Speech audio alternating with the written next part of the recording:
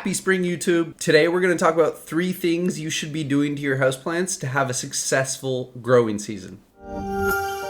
Number 1 is to prune and shape your plants. Pruning and trimming your plants sends hormones away from the areas you are cutting. So if you want to make this plant a bit shorter, you would cut the top of it, cut these higher up branches, and that would encourage these lower branches to start growing. It would send auxins, which are a hormone, down to the bottom and make these branches grow up bigger. Similarly, if you want to grow the top of the plant, you would cut the bottom, all these lower branches to make your plant taller. Now, ideally, this would have been done in kind of late winter, maybe a couple weeks back, because we're already starting to see early growth on these plants, but it's fine to do now. This is really the last point at which you want to do your trimmings. Number 2, check your houseplants for bugs. And really, I'm going to say check your houseplants for spider mites. There's just certain varieties of houseplants that are more susceptible to spider mites, scale, and other varieties. But these 2 plants in particular are the plants we have in the house that are very susceptible to spider mites. You're going to check by checking the bottom sides of the leaves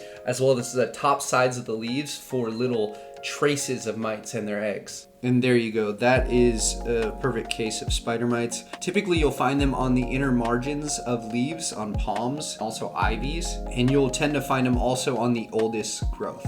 That is also the bottom side of the leaf. That's where the spider mites lay all their eggs. So we'll spray these plants down with NEEM or something that contains azadirachtin, that's the active ingredient. And even if we don't find bugs, let's just go ahead and spray our plants down ahead of time for spring.